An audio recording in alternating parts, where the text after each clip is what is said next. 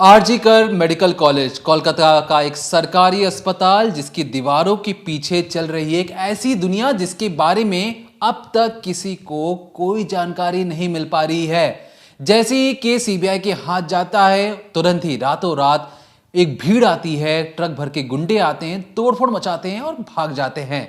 कहा गया कि सबूत मिटाने की कोशिश हो रही थी। क्यों कोशिश हो रही थी और इस अस्पताल की दीवार के पीछे ऐसी क्या चीजें चल रही थी कि दावा किया गया कि सबूत मिटाने के लिए बाकायदा ट्रक भरकर गुंडे भेजे गए।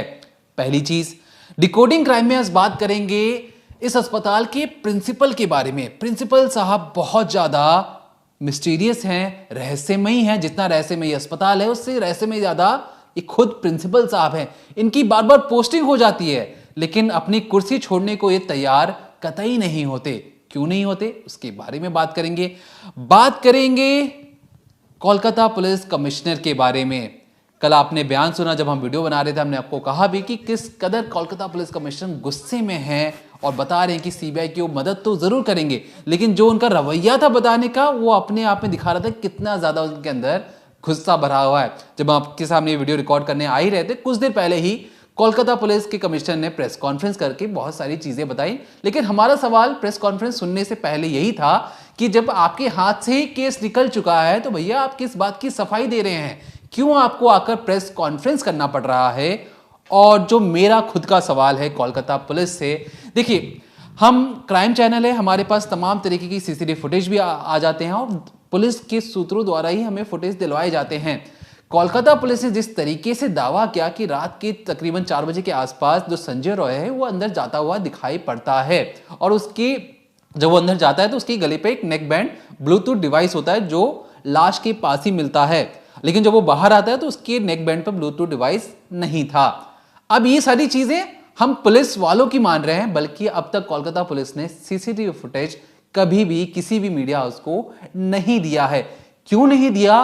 क्या उस सीसीटीवी फुटेज में कुछ और भी ऐसी चीजें हैं जो अब तक बाहर नहीं आ पाई है या फिर पर्दे के पीछे से कोई चाहता ही नहीं कि सीसीटीवी फुटेज में जितने भी लोग हैं वो सामने आ पाए। एक थ्योरी ये भी है मेरे पास। थ्योरी मेरे पास एक अलग हटकर ही मेरा खुद का मानना है कि जिस तरीके से उस कमरे को तोड़ा गया, सेमिनार के बगल के वाले कमरे को तोड़ा गया, उसके पीछे की जो असल कहानी हो सकती है, ये महज एक थ्योरी है, उसके बारे में आपको बताऊंगा। लेकिन बताऊंगा आपको ये भी कि जब ये केस जज साहब के सामने जो कोलकाता हाई कोर्ट है, जज साहब इसको कहते हैं कि सीबीआई को ट्रांसफर करना चाहिए, बहस चल रही थी दो वकीलों के बीच में। और इस बहस में जो ममता सरकार है, जो बंगाल की सरकार है, उनके वकील का कहना था कि जज साहब हमें मोहलत दीजिए, सिर्फ और सिर्फ 7 दिन बाद हम इस केस को सीबीआई को ट्रांसफर कर देंगे। तो वहीं दूसरे वकील जो उनका यह कहना था कि अगले 7 दिन के अंदर सारे एविडेंस डिस्ट्रॉय कर दिए जाएंगे। यहां तक कि जो दूसरे पक्ष के वकील थे उनका यह भी कहना था कि जो कमिश्नर साहब हैं इन पर, इनकी कार्रवाई पर, इनकी कार्यशैली पर सवाल उठाना इसलिए बनता है क्योंकि जब ये बंगाल की सीआईडी के जब हेड कर रहे थे उस वक्त भी इनके पास एक ऐसा केस आया था जिन्होंने इसको बहुत ही बुरी तरीके से इन्वेस्टिगेट करके, जिसमें से लगभग 11 आरोपी अरेस्ट हुए थे, जिसमें से 9 को अब रिहा कर दिया गया है, 2 आरोपी ही अरेस्ट हो पाए हैं। और जिस तरीके से जो झगड़ा हुआ और कमिश्नर और पुलिस पर सवाल उठाए गए, उसके बाद जज साहब फौरन ही इस केस को उठाकर कोलकाता पुलिस से छीनकर सीबीआई को दे देते हैं।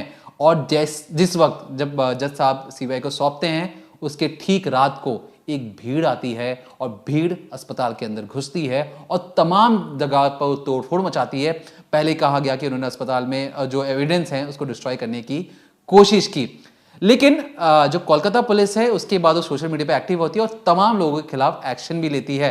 लेकिन उनसे वहां पे भी एक चूक हुई है। क्या चूक हुई है उसके बारे में बात करेंगे। लेकिन वापस आते हैं अपने केस में और बात करते हैं कि कैसे आरजीकर मेडिकल कॉलेज इतना रहस्यमयी है और उसके प्रिंसिपल के बारे में बात करना बेहद जरूरी है। देखिए, प्रिंसिपल के बारे में हमने कल भी आपको बताया था कि जब मिस्टर घोष मीडिया के सामने आते हैं तो मीडिया उनसे कुछ सवाल करने की कोशिश करती है, लेकिन वो मुंह बनाकर, यूँ कहें कि थोड़ा सा चिढ़ा हुआ सा फेस बनाकर अपनी गाड़ी में बैठते हैं और निकल जाते हैं। इसके बाद जो वहाँ के स्टूडेंट्स हैं वो तमाम तरीके के आरोप लगाते हैं डीन साहब पर। साथ ही साथ जो लोग उन्हें जानते हैं वो भी कई तरीके के आरोप उन पर लगाते हैं, जिसमें से कल हमने आपको सुनवाया था कि जो उसी कॉलेज के एक्स जो सुपरिटेंडेंट रह चुके थे अख्तर अली, उन्होंने उनके बारे में क्या कहा था। उन्होंने बताया था कि किस तरीके से वो पैसा लेकर लोगों का एडमिशन कराते हैं, साथ ही साथ सीट में कैसी हेराफेरी करते हैं, डिपार्टमेंट में किस तरीके से हेराफेरी होती है, एक तरीके से घूसखोरी करते हैं और तमाम तरीके के आरोप लगाए गए थे। साथ ही उन पर कुछ लोगों ने ड्रग्स रैकेट चलाने का भी आरोप लगाया। फिलहाल ये आरोप अभी पुख्ता नहीं है, लेकिन ऐसे आरोप उन पर लगे। पर अब उनकी पर्सनल लाइफ को लेकर भी उनके 2 पड़ोसी सामने आ गए हैं। जब मीडिया पहुंचती है उनके पास, उनसे सवाल करती है, तो वो बताते हैं कि जो डीन साहब हैं वो किस तरीके से अपनी पत्नी को प्रताड़ित करते थे। और एक ने तो ये भी कह दिया कि इनकी एक नहीं 2 बीवी थी। आप पहले उन दोनों के सुनिए।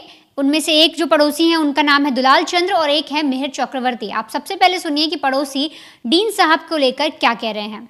ওখানে একজন ভদ্রমহিলা, বিবাহিত মহিলা, তার 13-14 দিনের বাচ্চা, সেই অবস্থায় তার হাজবেন্ড মিস্টার এস ঘোষ সে নাকি লাথি মেরেছে। লাথি মেরে ভদ্রমহিলার যে অপারেশনের ওই জায়গাটা চিড়ে টিড়ে গেছিল, তো ভদ্রমহিলাকে বেরোতে দিচ্ছে না। তখন আমরা এসে পাড়ার ছেলেপুলে নিয়ে এসে ভদ্রমহিলাকে বার করলাম এবং ভদ্রমহিলা কোনো কাপড় চোপড় নিতে পারেনি, শুধু নাইটি পরে বেরিয়ে এসছে।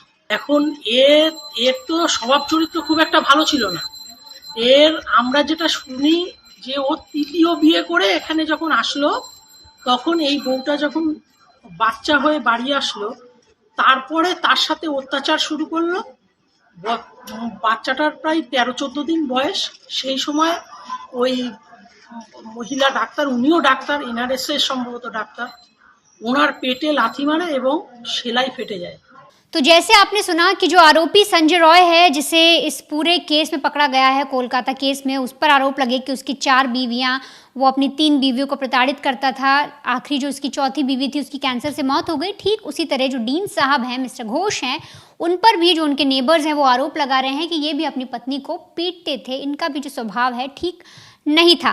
लेकिन ऐसे में सवाल उठता है कि जब डीन सर का ट्रांसफ़र किया गया तो वो उस कॉलेज में क्यों नहीं गए। दरअसल यहाँ से आरजीकर मेडिकल कॉलेज से उन्हें कैलकाटा मेडिकल कॉलेज में कहा गया कि आप यहाँ से इस्तीफ़ा दीजिए, हम आपका ट्रांसफ़र करते हैं, आप वहाँ पर जाइए। लेकिन जैसे ही इनके पास ट्रांसफ़र लेटर आया और कैलकाटा मेडिकल कॉलेज के बच्चों को पता लगा, एडमिनिस्ट्रेशन को पता लगा, तो उन लोगों ने प्रोटेस्ट कर दिया और उन्होंने कहा कि हमें ये शख्स यहाँ पर नहीं चाहिए। अब क्या रीज़न है, उसके पीछे की कहानी खंगाली जाएगी। लेकिन पहले तौर पर जो साफ तौर पर नज़र आता है, तो शायद बच्चों में इसी बात का रोष होगा कि जिस तरह से आरजीकर मेडिकल कॉलेज में एक वारदात घट गई, तो उनको वही डर समाया होगा कि एक डीन थे जिन्हें वो पूरा कॉलेज देखना चाहिए था, उनके हाथों में पूरी सत्ता थी, उनको नज़र रखनी चाहिए थी, लेकिन इतनी बड़ी वारदात हो गई। तो इसी वजह से जो वहाँ के बच्चे हैं हो सकता है वो डरे हों। एडमिनिस्ट्रेशन को नहीं अच्छा लग रहा हो कि इस तरीके का डीन जिसके रहते हुए एक ऐसी वारदात हुई वो अब हमारे कॉलेज में आए, तो इसलिए मना कर दिया गया। लेकिन इससे पहले भी इनका 2 बार ट्रांसफ़र हुआ है। साल 2021 की बात है, जब ये आरजीकर मेडिकल कॉलेज में आए थे, तब से लगातार डटे हुए हैं। उसके बाद इनका एक बार ट्रांसफ़र होता है। तो आप यहाँ पर ये देखिए कि ट्रांसफ़र महज 48 घंटे के लिए ही होता है। जनरली आप ट्रांसफ़र किसी का करते हैं तो एक जगह से वो जगह दूसरी जगह जाता है, लंबा टाइम बिताता है, फिर किसी और जगह ट्रांसफ़र होता है। सरकारी नौकरी में अक्सर ट्रांसफ़र की जो चीज़ें हैं वो होती रहती हैं। लेकिन इनका जो मिस्टर घोष हैं, जो यहाँ के डीन रह चुके हैं, उनका ममता सरकारियों का है कि ममता बनर्जी के साथ खास संबंध बताया जा रहा है, उनकी पार्टी के साथ खास संबंध बताया जा रहा है। और बार बार हमने आपको ये भी कल भी बताया था कि वो रसूखदार पार्टी से रिलेटेड बताए जा रहे हैं और इसी वजह से इनका जो ट्रांसफ़र है वो नहीं होता।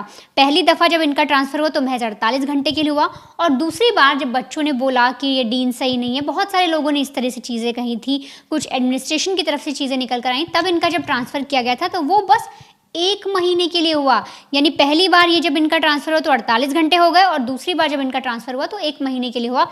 और ये बार बार घूम कर आरजीकर मेडिकल कॉलेज में ही आ जाते हैं। तो ये भी एक बहुत बड़ा सवाल है कि आखिर यही डीन क्यों बार बार ये इसी कॉलेज में आना क्यों चाह रहे हैं। क्या इसके पीछे कोई मकसद है, क्या वजह है कि इनको बार बार इसी कॉलेज में रखा जा रहा है। ये एक जांच का विषय है और इस पर भी पूछताछ होनी चाहिए। अब हमने डीन सर की बात कर ली, तो ऐसे में अब कमिश्नर पर भी बात होनी चाहिए, क्योंकि जो कोलकाता पुलिस है उन पर भी तमाम तरीके के सवाल उठ रहे हैं। लगातार क्राइम तक आपको हर खबर से अपडेट भी कर रहा है। तो अब जो कोलकाता पुलिस है वो कैसे सवालों के घेरे में है। कमिश्नर ने जो प्रेस कॉन्फ्रेंस की उसमें क्या कहा और उसका जो नतीजा है वो क्या निकल कर आया और क्या मकसद था सीबीआई को केस दिए जाने के बाद उनका प्रेस कॉन्फ्रेंस करने का। देखिए, मैं आपसे ये बात ज़रूर करना चाहूँगा कि जिस तरीके से जो ये बेभत्स वारदात हुई है, ख़ासतौर पे एक अस्पताल के अंदर, डॉक्टर को भगवान का रूप माना गया है। जब आप मुसीबत में होते हैं, जब आपकी जान पर बनी होती है, तो यही डॉक्टर्स आपकी जान बचाते हैं। अब किसी डॉक्टर के साथ ही अगर ऐसी चीज़ें हो जाएं तो ये अपने आप में सिर झुकाकर शर्म करने की बात है। और एक महिला डॉक्टर के साथ जो चीज़ें हुई हैं, वो जो चीज़ें आपके सामने अब तक बताई जा रही हैं, बिल्कुल साफ दिख रही होंगी कि भैया एक बंदा आता है और ये सारी चीज़ें करके चले जाता है। लेकिन जब हम इस केस के बारे में इन्वेस्टिगेट कर रहे थे, पढ़ रहे थे, तो हमें बहुत सारी चीज़ें पता लगी। एक सुमित्रा विश्वास करके एक जो केस था 2001 का, जिसमें पता लगा कि आरजीकर मेडिकल कॉलेज, उसके परिवार का ये दावा भी था कि बाकायदा इस कॉलेज के अंदर एक सेक्स रैकेट चलाया जाता है। जो ब्लू फिल्म्स होती हैं उस कॉलेज के अंदर बनाई जाती हैं। 2001 की बात है ये, और ये 2024 में हम इस वक्त बात कर रहे हैं। तो तमाम तरीके की सवाल उठाए जाने चाहिए। अब जिस तरीके से मैंने आपको शुरुआत में कहा था कि कोलकाता पुलिस के पास एक सीसीटीवी फुटेज है। दूसरे केसेस में अक्सर ये होता है कि सीसीटीवी फुटेज बाहर आ जाते हैं, लेकिन कोलकाता पुलिस ने अब तक सीसीटीवी फुटेज बाहर नहीं दिया है। अब जो मेरी थ्योरी कहती है, जो मेरा खुद का मानना है कि कोलकाता पुलिस सीसीटीवी फुटेज देने को तैयार नहीं है। कोलकाता पुलिस का बार बार कहना है कि संजय रॉय अंदर जाता हुआ दिखाई पड़ता है। उसके कुछ दिनों बाद हम क्या देखते हैं कि जो बगल की दीवार है, जो सेमिनार हॉल की बगल की दीवार है, उसे तोड़ दी जाती है। मैं अपनी थ्योरी पे आऊँगा, मैं आपको बताऊँगा मेरी थ्योरी है जो मुझे लगता है कि अंदर क्या चीज़ें हुई होंगी। जैसे ही मामला सीबीआई को जाता है, भीड़ आती है और भीड़ पूरे अस्पताल को तोड़फोड़ कर देती है। जो डॉक्टर से अपनी जान बचाने को भाग रहे होते हैं। अब याद रखिए, यहाँ पर जो विक्टिम कौन है? डॉक्टर हैं। विक्टिम कौन है? एक अस्पताल के अंदर ऐसी चीज़ें हो गई हैं। तोड़फोड़ कहाँ हो रही है? उसी अस्पताल के अंदर हो रही हैं। बल्कि भीड़ जो इंसाफ, अगर वो इंसाफ के लिए आए थे, जो मुझे तो नहीं लगता कि इंसाफ के लिए आए थे, क्योंकि उसमें से जो भीड़ थी वो लड़कियों के हॉस्टल में जाने की कोशिश कर रहे थे। उन्होंने जिस तरीके से इमरजेंसी वार्ड अगर नहीं पता हो, जो भीड़ आई थी उनको मैं बता देना चाहता हूँ, वहाँ पर कोई मान लीजिए एक्सीडेंट हो जाए, कुछ बड़ी चीज़ें हो जाए, वो फौरन ही उसको तैयार किया जाता है। वहाँ पर लोगों की जान बचाई जाती है, वहाँ पर माँओं की जान बचाई जाती है। लेकिन उस भीड़ ने क्या किया? तोड़फोड़ किया और यहां तक कि जितने भी सबूत हो सकते थे उसे मिटाने की कोशिश की गई हो। अब आता हूं मैं अपनी थ्योरी पे। मैंने आपको ये सारी चीजें इसलिए बताई क्योंकि देखिए, जब पोस्टमार्टम रिपोर्ट हुआ तो पोस्टमार्टम रिपोर्ट के मुताबिक गैंग रेप जैसी वारदात के बारे में बात किया गया और कहा गया कि मल्टीपल टाइम्स पेनिट्रेशन किया गया होगा। और जिस तरीके से मारा गया था वो अपने आप में कोई एक शख्स नहीं कर सकता है। तीसरा, कि जिस तरीके की चोट के निशान है, पुलिस यही नहीं बता पा रही है कि भैया ये हाथ से मारा गया या किसी हथियार से मारा गया। अगर हथियार से मारा गया तो हथियार कहां पर है? और जख्म देना आसान बात नहीं है। एक हड्डी तोड़ दी जाती है एक महिला डॉक्टर की एक ही शख्स के द्वारा, तो इस पर डाउट था। अब क्योंकि सीसीटीवी फुटेज में एक शख्स दिखाई दे रहा था, तो इसलिए पुलिस ने एक आरोपी को गिरफ्तार किया। अब जो मेरी थ्योरी है, ध्यान से सुनिएगा, सेमिनार हॉल के बगल में दीवार तोड़ दी गई, तो मुझे ये लगता है, शायद मुझे ये लगता है कि सेमिनार हॉल में सिर्फ एक ही दरवाजा नहीं होगा अंदर आने का। वो जो दरवाजे के आसपास जो सीसीटीवी कैमरे दिख रहे थे, उसमें जो एक शख्स अंदर जाता हुआ नजर आ रहा है, हो सकता है ये इस पे जांच का विषय होना चाहिए। क्या सेमिनार हॉल के अंदर किसी और रास्ते के जरिए भी अंदर आया जा सकता है? क्योंकि अगर जिस तरीके से पोस्टमार्टम रिपोर्ट में दावा किया गया कि मल्टीपल लोग थे, लेकिन पुलिस का कहना है कि एक ही शख्स अंदर जाता हुआ दिखाई दे रहा है। अगर मान लीजिए ये जो संजय रॉय अंदर जाता है, वापस आ जाता है और किसी दूसरे कमरे से उस कमरे के अंदर अगर कोई दूसरा शख्स या 3 या 4 शख्स आते हैं, तो ये अपने आप में जांच का विषय है। और क्यों उसके बगल वाले कमरे या कहीं उससे कुछ दूर में जो एक कमरा था उसे तोड़ दिया गया? इतनी जल्दबाजी, इतनी हड़बड़ी क्यों थी अस्पताल प्रशासन को कि फौरन ही उस कमरे को तोड़ा जाता है? तो मेरा ये मानना है, ये महज एक थ्योरी हो सकती है, जांच का विषय होना चाहिए। और जो सीबीआई अगर इस पे जांच करे भी, अगर उनका वो तो हमसे अच्छा ही जांच करेंगे। लेकिन हमारा बात, जैसे अभी दीपक ने बोला, उसी के जरिए मैं एक चीज़ छोटी सी बता देती हूँ कि पुलिस ने कल एक बाइट भी दी है जिसमें उन्होंने बोला है कि वो डिनाई नहीं करते मल्टीपल या गैंग रेप की बात को। उन्होंने ये साफ तौर पर कहा कि वो डिनाई नहीं करते और उसमें कोई अगर शामिल है तो हम बिना प्रूफ के, एक ऐसा इंटर्न का नाम नहीं लिया, बट ये बोल दिया कि हम किसी एक नौजवान बच्चे को अरेस्ट नहीं कर सकते। तो कल पुलिस ने ये भी बोला है। हाँ, कोलकाता पुलिस के कमिश्नर ने ये भी कहा कि देखिए, हम सिर्फ और सिर्फ सबूत के आधार पर ही किसी को गिरफ्तार कर सकते हैं, बिना सबूत के गिरफ्तार नहीं कर सकते। तो जो मेरी थ्योरी है, मुझे लगता है कि सेमिनार हॉल में किसी और तरीके से भी शायद अंदर जाया जा सकता है, और शायद कई लोग गए भी हों अंदर उस महिला डॉक्टर के साथ रेप जैसी घिनौनी वारदात को अंजाम देने के लिए। अब जब हम कई बच्चों से बात कर रहे थे, तमाम सोशल मीडिया हमने खंगाली भी, तो उसमें कई तरीके के दावे किए गए कि हो सकता है जो लेडी डॉक्टर थी उसने अस्पताल का काला सच पता कर लिया हो, जिस तरीके की चीज़ें बाहर पता लगती हैं, और उसके बाद अस्पताल प्रशासन या जितने भी ये बच्चों का दावा है, तमाम जितने भी सोशल मीडिया पे चीज़ें चल रही हैं, हम इसका दावा तो नहीं करते, लेकिन जो बातें चल रही हैं हम आप तक ये ज़रूर पहुँचा रहे हैं कि ये सारी चीज़ें सोशल मीडिया और हर जगह बताई जा रही हैं। कहा गया कि हो सकता है कि ये जो महिला डॉक्टर, ऐसी सारी चीज़ें पता लग गई हों, और अस्पताल में बड़े रसूखदार वाले जो लोग थे उन्होंने इसे मरवा दिया और कहा संजय से दारू के नशे में चूर था कि जाओ, एक लड़की रखी है सेमिनार हॉल में, तुम्हें जो करना है वो कर लो। जिसके बाद संजय रॉय एक लाश के साथ रेप जैसी घिनौनी वारदात को अंजाम देता है, ऐसा सोशल मीडिया के कई प्लेटफॉर्म्स में दावा किया जा रहा है। बार बार ये चीज़ें बाहर भी आ रही हैं, बच्चे भी ये सारी चीज़ें मान रहे हैं। खैर, हम आते हैं अपनी जो बातें हैं, जो पुलिस कमिश्नर है, जिस तरीके से वनिता ने आपको बताया कि जो पुलिस कमिश्नर हैं गुस्से में है, उन्हें लग रहा है कि वो, ऐसा उनका लगता है उनकी बातों से, उनके हाव भाव से, कि वो कहीं ना कहीं फेल हो गए, इसलिए उनसे केस छीनकर सीबीआई को दे दिया गया। उन्होंने बाकायदा कैमरे पे ये भी कहा कि हमारे लड़कों ने बहुत अच्छा काम किया, हमारे लड़कों ने दिन रात एक कर इस केस को सुलझाने का काम भी किया। अब एक जांच दूसरे एजेंसी को पहुंच चुका है, तो उनकी टीम का सहयोग भी करेंगे। लेकिन जब ये कोर्ट में बातें चल रही थी, इस केस को कोलकाता पुलिस के पास रखना चाहिए या इस केस को सीबीआई को सौंपना चाहिए, जज साहब पूछते हैं। जो डिफेंस या जो ममता बनर्जी की तरफ से, सरकार की तरफ से जो वकील थे, उनका कहना था कि जज साहब हमें सिर्फ और सिर्फ 7 दिन दीजिए, हम इन्वेस्टिगेट करके ये केस सीबीआई को खुद सौंपने वाले हैं। दूसरी तरफ दूसरे पक्ष के वकील थे, उनका कहना था कि नहीं, हमें आज और अभी इसी वक्त दिया जाए, क्योंकि महज अगले 7 दिनों के अंदर हो सकता है सबूतों के साथ छेड़छाड़ कर दी जाए, और जो चीज आप 7 दिन बाद करेंगे उसे अभी आपको तुरंत देने में क्या दिक्कत आ रही है। इसके बाद एक दूसरे वकील और खड़े होते हैं और सीधे तौर पर उंगली उठाते हुए पुलिस कमिश्नर से सवाल पूछते हैं और बोलते हैं कि जिस तरीके से एक कामधेनु गैंग रेप हुआ था लगभग कई साल पहले, उस जो केस उसमें 13 साल की बच्ची थी, उसकी 2013 में ये पूरा वाकया हुआ था। वो कहीं कॉलेज से आ रही थी या स्कूल से आ रही थी, उसे 2 लड़के मिलते हैं, दोनों लड़के उसे बहला फुसला कर खेत की ओर ले जाते हैं, उसके साथ बहुत ही बेदर्दी के साथ रेप करते हैं, उसकी हत्या कर देते हैं, उसकी टांगों को फाड़ दिया जाता है नाभि तक, उसकी आंखों को बाहर निकाल लिया जाता है, उसे गले तक उस चीर दिया जाता है, यहाँ तक कि उसके बॉडी पार्ट्स में छेद कर उसमें एसिड डालकर उसे गलाने की कोशिश की गई थी। रेयरेस्ट ऑफ रेयर केस था ये, और इसी केस के बारे में वकील साहब जब जज साहब से बात कर रहे थे, तो हमें लगा कि जब इस केस के बारे में भी हमें पढ़ना चाहिए और आप तक ये सारी चीज़ें पहुँचानी चाहिए। तो उन वकील ने ये कहा कि इस केस को जो हेड करने वाले, जो जब इस केस को सीआईडी, जो बंगाल की सीआईडी को दिया गया, उसको हेड करने वाले आज के कोलकाता पुलिस के कमिश्नर हैं।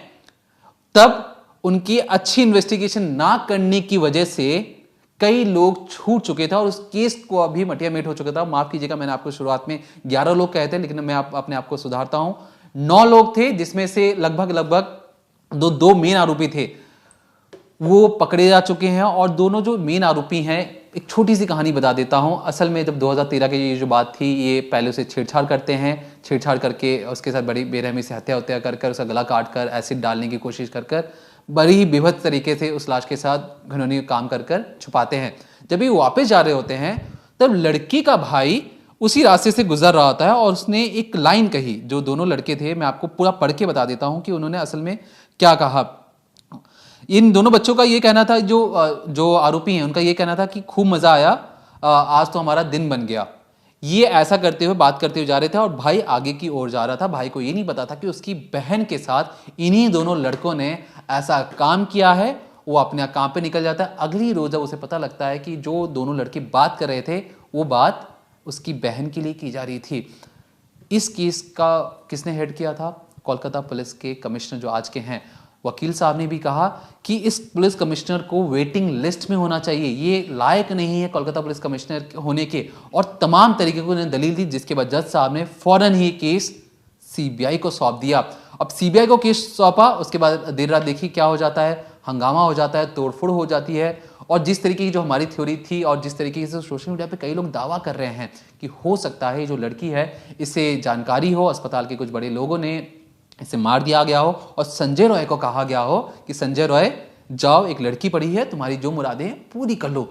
तो ऐसा दावा किया गया है कई लोगों के द्वारा कि एक लाश के साथ संजय रॉय ने बेवत्स काम किया, इसलिए क्योंकि जब संजय रॉय को गिरफ्तार किया गया तो उससे ये उसने तुरंत ही अपना गुनाह कबूल कर लिया और कहा कि ठीक है, मैंने मारा है, मुझे फांसी दे दीजिए।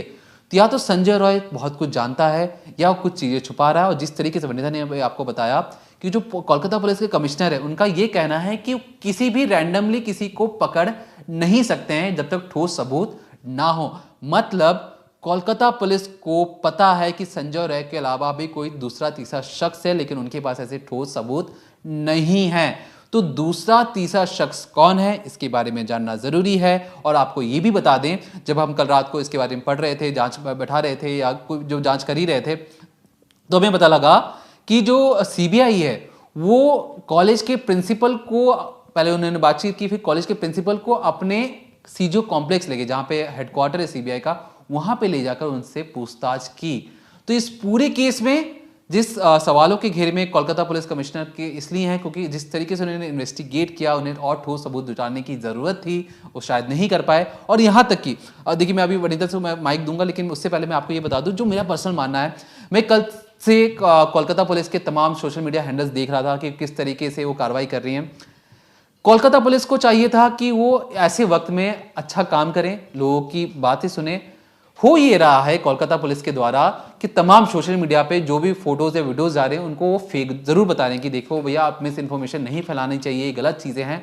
लेकिन कोलकाता पुलिस उन्हें कोट करके ये कहती है कि हम आपके खिलाफ लीगल एक्शन लेंगे, आप सारी चीजें हटा दो, आपके खिलाफ लीगल नोटिस जारी किया जा रहा है। तो कोलकाता पुलिस को अगर इतनी ही तत्परता रहती, इतनी ही जल्दबाजी थी, तो फौरन ही इस केस में ऐसी अच्छी कार्रवाई कर और आरोपियों को गिरफ्तार क्यों नहीं किया गया? क्या वो दिक्कतें थी और अब तक सीसीटीवी फुटेज क्यों बाहर नहीं आ पाया है? क्योंकि सीसीटीवी फुटेज अपने आप में बहुत कुछ बयां कर सकता है, लेकिन अभी भी हमारे हाथ खाली हैं। अब जैसे कि दीपक ने आपको कामधुनी जो केस हुआ था, एक 13 साल के बच्चे के साथ रेप जैसी घिनौनी वारदात हुई थी, फिर उसके बॉडी पार्ट्स को अलग किया गया, काटा गया, उसमें तेज़ाब डालने की कोशिश की गई और उसके बाद जब उसकी इन्वेस्टिगेशन हुई तो सज़ा होती है सिर्फ 2 लोगों को। उनमें से जो बाकी के लोग थे वो बड़े आराम से छूट जाते हैं, क्योंकि जो पुलिस कमिश्नर थे उस वक्त जो इसकी जांच कर रहे थे वो ठीक से जांच नहीं कर पाते। ये चीज़ें आपको दीपक ने बताई कि जब सीबीआई को केस सौंपने की बात चल रही थी कोर्ट में, तब वकील ने इस तरीके का दावा किया और जो जज साहब थे उन्होंने फ़ौरन ही सीबीआई को ये केस सौंप दिया। लेकिन अब भी सवाल वही खड़े हो रहे हैं। स्कूल माफ़ करिएगा, जो कॉलेज प्रशासन है, जो आरजीकर मेडिकल कॉलेज का प्रशासन है और साथ ही साथ जो पुलिस महकमा है, उस पर सबसे हर तरीके के सवाल पूछे जा रहे हैं, सोशल मीडिया पर सवाल आ रहे हैं। लेकिन सबसे अहम सवाल वही 3-4 सवाल हैं जो एक बार फिर मैं आपको बताती हूँ कि क्या है, जो अस्पताल पर उठ रहे हैं और पुलिस प्रशासन पर भी उठ रहे हैं। देखिए, सबसे पहला सवाल कि क्या जब लड़की, जो महिला डॉक्टर थी, जो लेडी डॉक्टर थी, जब उनकी लाश मिलती है तो क्या पुलिस ने घर वालों को इन्फॉर्म किया था कि आपकी बेटी की मौत हो गई है और एक तरीके से उसे आम मौत बता दिया था, यूँ कह दिया था कि हाँ एक सुसाइड है, बच्ची ने खुद ही मौत को गले लगा लिया, या फिर जो अस्पताल का जो प्रशासन है उसने कहा? तो इसको लेकर जब उनके पेरेंट्स से बात की गई, उन लोगों से पूछताछ कीजिए, उनके पिताजी भी हैं, जो लड़की के पिताजी हैं, वो खुद कह रहे हैं कि हमें जो अस्पताल के लोग हैं उनने ये सारी चीज़ें बताई। उनने पहले पुलिस का नाम भी लिया था। उनने ये कहा कि जब सारी चीज़ें सामने आई तो हमें अचानक से कॉल आता और हमें कहा जाता है कि आपकी बेटी की मौत हो गई है, और ये कहा जाता है कि आम मौत है। जब हम पता लगाने की कोशिश करते हैं क्या हुआ तो बोला जाता है कि उसने खुद ही मौत का रास्ता चुना। ये सारी चीज़ें कह दी जाती हैं। लेकिन जब लगातार सोशल मीडिया का दबाव बनता है, हर कहीं सवाल पूछे जाते हैं, मीडिया सवाल पूछती है, तब 14 अगस्त को पुलिस बताती है कि देखिए, जो आप लोग ये चीज़ें कह रहे हैं कि हमारी तरफ से ये कहा क्या कि वो एक आम मौत थी, ऐसा नहीं है, बल्कि उनके पिता तो खुद मना कर रहे हैं। पर आज भी जो उनके पिता हैं वो इस चीज़ को डिनाई नहीं कर रहे हैं और तो और यहाँ पर दो एक संशय पैदा करता है कि पुलिस ने यह खबर फैलाई या फिर अस्पताल प्रशासन ने। यह अपने आप में एक सवाल है कि कौन है असली गुनहगार, कि पुलिस इस चीज़ को पहले देख रही है कि हाँ भाई एक आम मौत है और उसने पेरेंट्स को बता दिया, या फिर अस्पताल प्रशासन ने भी ये चीज़ की। और हम बार बार कह रहे हैं कि जो आरजीकर मेडिकल कॉलेज है वो अपने आप में एक मिस्ट्री है। इसके बारे में हमने आपको कल भी बताया था, एक सौमित्रा विश्वास नाम के लड़के का केस। इसके अलावा दूसरा सवाल ये भी खड़ा हो रहा है कि जो एफआईआर है, जब पुलिस ने एफआईआर रजिस्टर की, जब पेरेंट्स वहाँ पहुँचते हैं, इतना बड़ा केस हो जाता है, अस्पताल में घट जाता है, तो जब एफआईआर लिखी जाती है तो पुलिस ने आखिर उसमें क्या लिखा?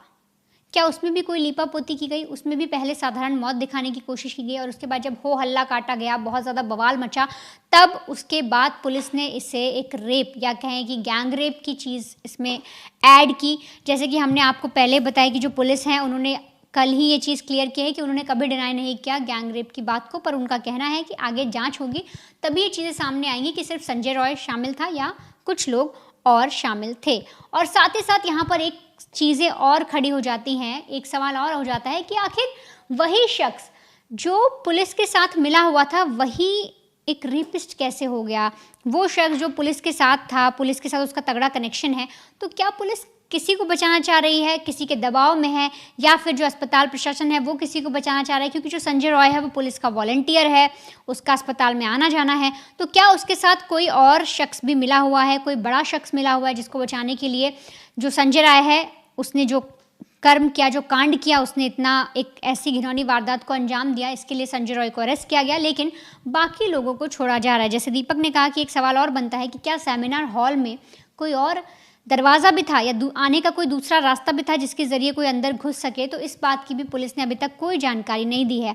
हर केसेस में सबसे पहले सीसीटीवी मिल जाता है, पुलिस वाले खुद मीडिया को सौंप देते हैं, लेकिन यहाँ पर कोई सीसीटीवी नहीं मिला है। पुलिस ने जैसा बोला कि एक शख्स को हमने 3:45 बजे के आसपास उस सेमिनार हॉल से बाहर निकलते देखा, जब सीसीटीवी से मैच किया तो पता लगा वो संजय रॉय है, वो पुलिस की बैरक में सो रहा था, उसको जाकर हम वहाँ से उठा लाए। तो बार बार एक ही लाइन रिपीट हो रही है और कोई बात नहीं बताई गई है। फिलहाल इस बारे में स्टूडेंट से भी बात की जाएगी कि आखिर सेमिनार हॉल में क्या घुसने का कोई दूसरा रास्ता भी था। और जैसे कि आप सभी को पता है किस तरीके से बार बार सबूत मिटाने की कोशिश की जा रही है, तोड़फोड़ मचाई जा रही है। सीबीआई को केस मिलते ही कौन ऐसा शख्स है जो इतना उतावला हो गया, जिसने इतने गुंडे भेज दिए जो जाकर तोड़फोड़ करने लगे, लड़कियों के हॉस्टल में घुसने लगे? तो ये भी अपने आप में एक बहुत बड़ा सवाल है।